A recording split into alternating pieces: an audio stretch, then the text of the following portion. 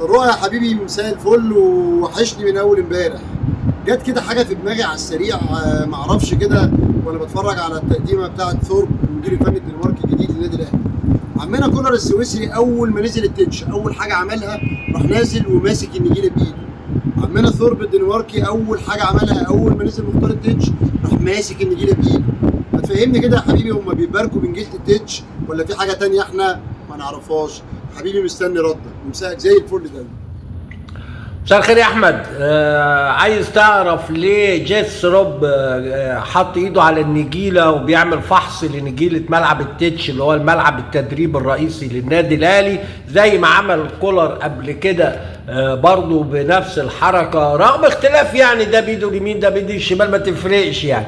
لكن عايز اقول لك بالطبع المدربين الاجانب يا احمد بيهتموا جدا بنوعيه النجيله، سواء من درجه الكواليتي بتاعها، نوعيتها، رفيعه تخينه، يعني عندهم اهتمام بالنجيله. هقول لك على الاسباب كمان، الارتفاع بتاعها، ارتفاعها يعني بتتقص ازاي. ارتفاع النجيله ده هم بيهتموا بيه اكتر علشان حركه الكوره. فاول حاجه هو بيهتم بالنجيله ليه؟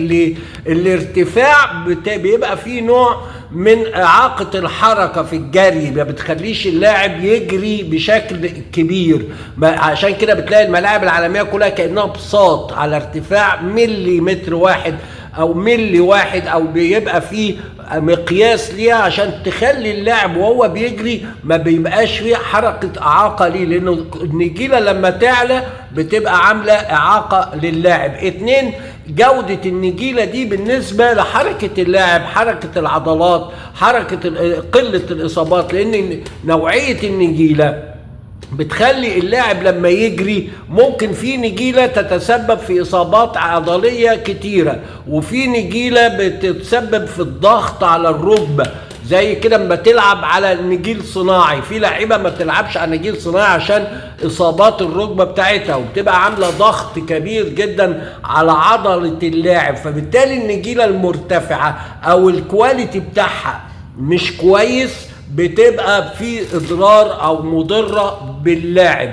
3، وده الاهم بالنسبه له بعد السرعه في الجري وبعد تفادي الاصابات، حركه الكوره. هو عايز الكوره تجري اسرع، هو عايز الكوره هي اللي تبقى متحركه، مش اللاعب اللي يبقى متحرك اكتر. فبالتالي عشان اللياقه البدنيه والذهنيه، وطالما الكوره بتبقى اسرع في الحركه، طالما اللاعب بيبقى اسرع هو كمان في الحركه، طالما بيقدر يسيطر عليها، فالنجيله هنا لو طويله او الكواليتي بتاعها بيأثر على حركة الكورة، ده بيعمل له مشكلة طبعا في التدريب، وازاي ان الكورة بتبقى اسرع ولا ابطأ، ممكن تبقى اسرع ممكن تبقى ابطأ. فدي كلها النجيلة بتحددها. ملاعب التدريب مهمة بالنسبة لجيس روب عشان النقط ديت، لان التدريب اهم كمان من المباراه، لانه اذا اجاد في التدريب هيجيد في المباراه، اذا لم يجيد في التدريب لن يجيد في المباراه. الازمه الكبرى اللي هتقابل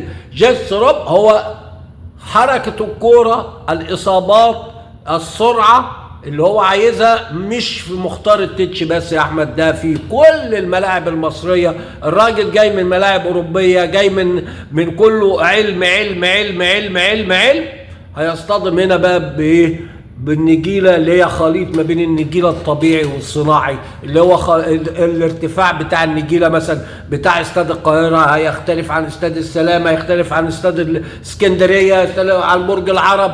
هيلاقي فيه هنا، مش عايز اقول لك.